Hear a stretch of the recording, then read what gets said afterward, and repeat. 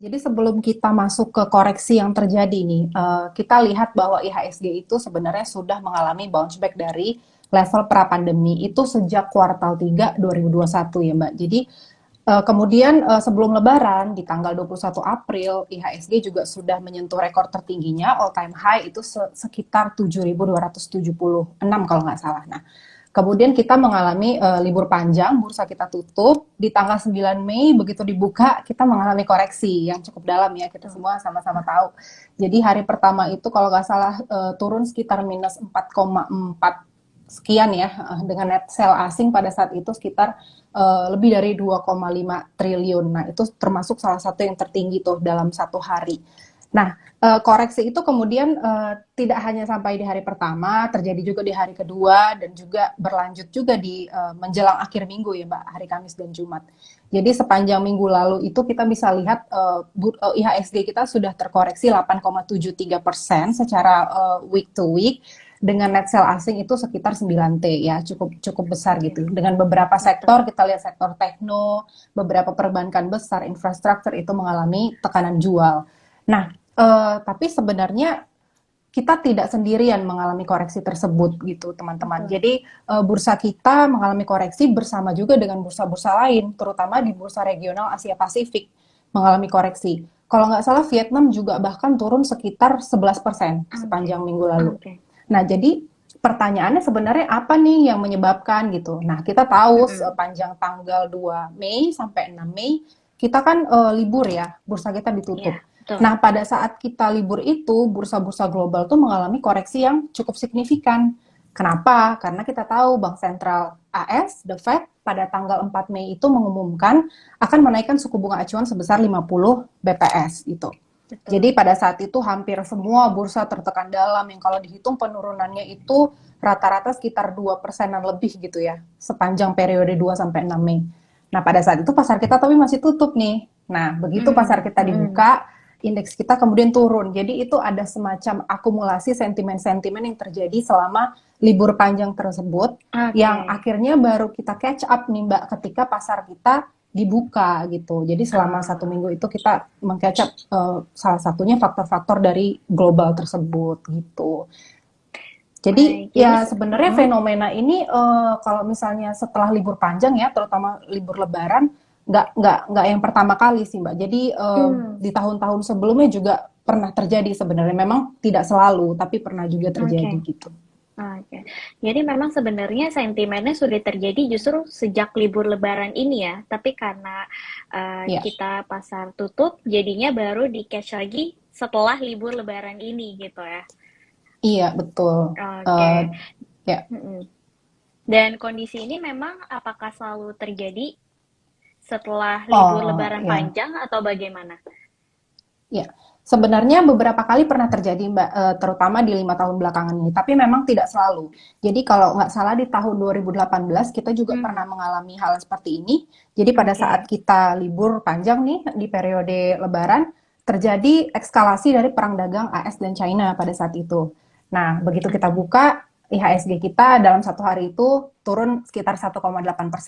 Nah, di tahun 2021 itu terjadi juga, tapi kali ini sentimennya itu lonjakan COVID-19 di global ya, di negara-negara lain gitu. Itu juga turun sekitar kalau nggak salah minus 1,7. Memang tidak sedalam saat ini, tapi memang artinya ada akumulasi dari faktor-faktor yang terjadi yang kemudian baru kita rasakan ketika bursa kita tutup. Pernah positif nggak? Pernah juga. Di tahun 2019 positif, di tahun 2020 positif. Karena akumulasi dari faktor-faktor yang juga positif pada saat itu gitu. Jadi tergantung what happen ketika kita libur itu gitu, teman-teman. Oke. Jadi sangat dipengaruhi juga ya dari sentimen-sentimen yang mungkin terjadi saat kita tuh libur Lebaran. Dan tadi kan Mbak Anita juga sempat singgung soal IHSG yang sekarang ini lagi berkoreksi banget ya. Dan terutama tuh terlihatnya setelah pasca libur Lebaran itu. Dan kemarin memang terlihat juga sudah ada potensi untuk rebound kembali. Apakah ini juga menunjukkan bahwa IHSG itu akan pulih di pekan ini? Iya, sebenarnya kita bisa ya bisa tidak. Jadi kita tentu mengharapkan yang terbaik ya. Jadi kita melihat mungkin ada koreksi di pasar, karena memang IHSG selama ini kan juga kita tahu tahun ini rally-nya cukup signifikan begitu, rally dari awal tahun sampai akhir April itu cukup signifikan. Nah, ketika kita kemudian mengalami koreksi, ya koreksi kan sebenarnya adalah hal yang cukup wajar ya di pasar gitu kan. Nggak mungkin kalau Betul. IHSG kita dalam 10 tahun naik gitu, tumbuhnya kan linear garis lurus terus kan, nggak Iya, mungkin, pasti ada iya. periode-periode turun, kemudian naik lagi, turun, naik lagi. Tapi kemudian secara overall dia mengalami pertumbuhan yang positif gitu ke atas gitu. Jadi ya kita berharap ya IHSG akan tetap positif kembali gitu, terlepas dari koreksi yang terjadi pada saat ini. Gitu, Ya, Mbak. berarti ya berharapnya sih akan rebound kembali, tapi belum bisa ada kepastian ya, apakah akan pulih di Iya, pekan ini atau sebagainya gitu. Nah, iya. apakah kondisi ini juga sebenarnya tuh kan banyak tuh juga yang ngomongnya soal isu-isu sell in May and go away. Apakah ini juga Ya. mempengaruhi sebenarnya? Oke. Iya, jadi memang ada fenomena pasar namanya sell in May and go away. Kalau nggak salah ada Mm-mm. nama lainnya tuh, Halloween effect kalau nggak salah. Nah, Halloween effect, kenapa? oke. Iya, Halloween effect. Kenapa sih dibilang Halloween effect? Jadi ceritanya fenomena sell in May and go away ini adalah em, jadi ada sebuah riset yang Mm-mm. menemukan ya bahwa Mm-mm. indeks atau return di pasar saham itu lebih besar pada saat ketika bulan November sampai bulan April. Nah, Hmm, ketika bulan Mei sampai bulan akhir Oktober itu dia terkoreksi. Jadi makanya oke, disuruh sell in May and go away, tinggalkan pasar saham gitu. Karena pada saat itu kinerjanya oke. bisa dibilang negatif seperti itu. Nah, itu udah dari risetnya, kalau nggak salah dia jurnal dia terbit di jurnal yang cukup terkenal lah gitu ya. Nah, itu kan riset dilakukan kan di negara-negara lain kan, Mbak, di Mm-mm. Amerika, di Eropa, di Mm-mm. mana gitu. Nah, saya sih personally belum pernah lihat jurnal yang diterbitkan itu yang menganalisis sell in May and go away di Indonesia gitu. Di Jadi Indonesia, sebenarnya oke. jadi mungkin kita terlalu cepat lah untuk menyimpulkan misalnya sell in May and go away ini juga terjadi dan kemudian mempengaruhi penurunan IHSG gitu, terutama baru-baru ini gitu. Nah, tapi kalau misalnya kita memang lihat heat map, jadi kita tuh ada heat map yang menggambarkan growth IHSG per bulan dalam rentang waktu 10 tahun terakhir gitu. Nah, kalau Mm-mm. kita hitung tuh rata-ratanya tiap bulannya, Januari, Februari dalam 10 tahun itu, memang di bulan Mei itu cenderung terjadi koreksi Mm-mm. sekitar minus 0,8 lah dari 2012 sampai 2022. Tapi nggak cuma di bulan Mei sih, jadi di bulan Agustus, September, November, Maret itu juga sebenarnya cenderung terjadi koreksi gitu ya. Jadi memang mungkin secara heat map kita lihat ada koreksi, tapi apakah ini kemudian ujuk-ujuk yang mempengaruhi koreksi dalam kita gitu? Saya rasa sih terlalu cepat untuk menyimpulkan demikian karena memang ada Ah, banyak sekali teman-teman faktor yang bisa menentukan koreksi IHSG itu dan juga kenaikannya dan penurunannya seperti itu. baik. Jadi bisa dibilang untuk isu ini sebenarnya nggak bisa dijadikan patokan juga ya terhadap kondisi sekarang Ya, ini dan juga belum ada penelitian di Indonesia mengatakan bahwa itu berpengaruh terhadap penurunan IHSG di bulan Mei gitu ya. ya penelitian yang mungkin Baik. udah terpublish, udah ter-peer review, pokoknya udah benar-benar Oke. terjamin lah gitu.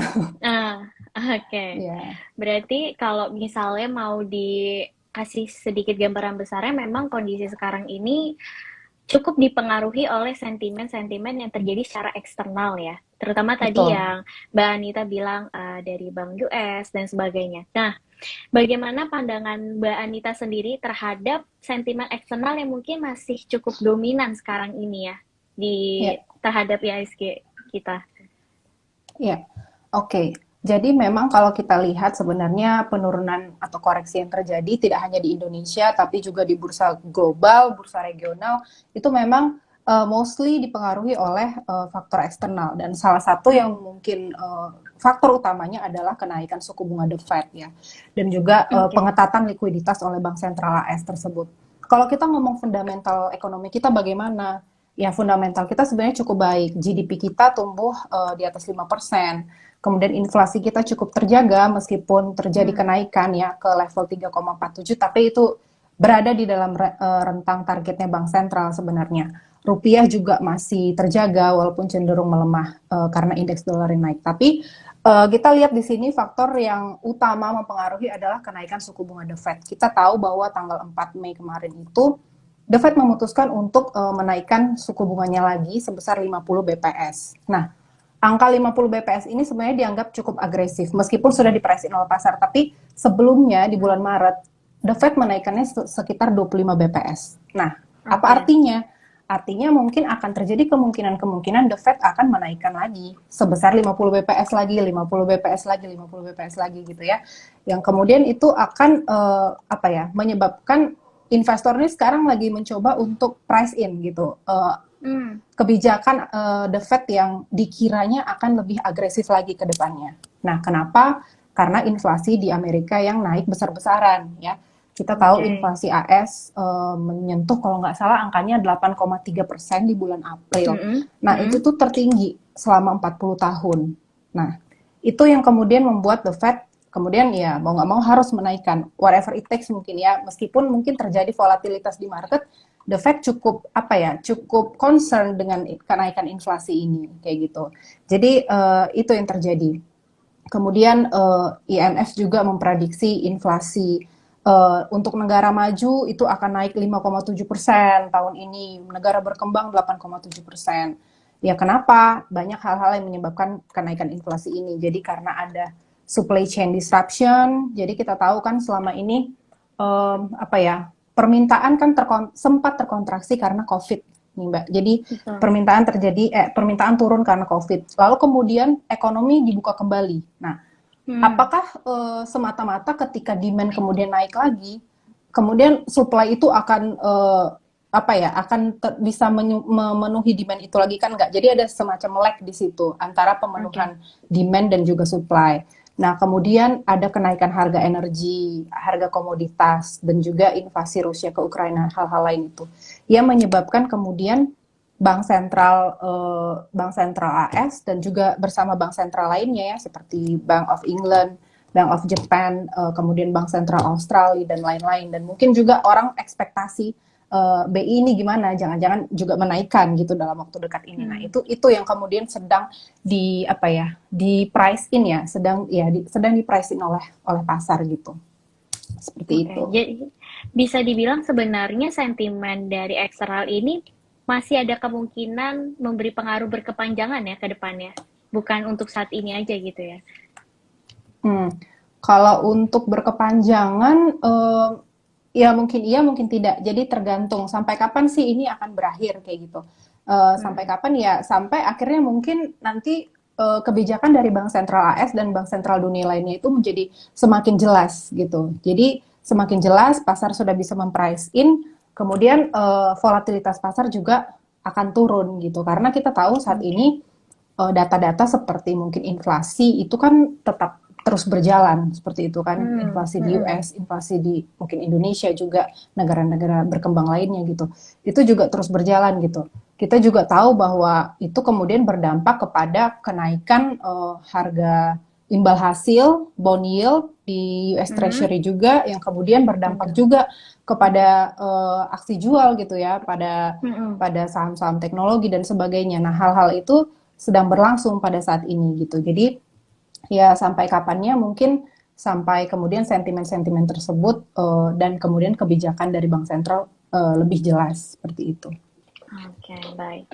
Nah, tadi menyambung dengan yang Mbak Anita jelaskan ya, berarti sebenarnya kalau dari Indonesia sendiri data ekonomi dalam negeri itu masih cukup bagus ya, karena kan kita juga masih dalam masa recovery. Jadi sebenarnya kalau dari dalam negeri kita nih data ekonomi masih bagus, sejauh mana sih sentimen eksternal ini akan terus mempengaruhi kita? Sejauh mana ya mungkin itu tadi sejauh nanti pasar kemudian bisa memprice in tanda-tanda atau sinyal-sinyal yang terjadi terkait dengan mungkin pertama kebijakan bank sentral yang lebih jelas. Mungkin nanti tahun ini akan naik berapa dan sebagainya. Kemudian faktor-faktor apa lagi ini? Faktor-faktor yang kemudian berkaitan dengan pertumbuhan ekonomi dunia. Nah, saat ini kan sebenarnya negara-negara kan sedang menuju masa pemulihan. dari kita tahu pandemi COVID-19 dan sebagainya. Betul, Tapi betul. ada nih hal-hal yang mungkin bisa jadi halangan terhadap pertumbuhan tersebut.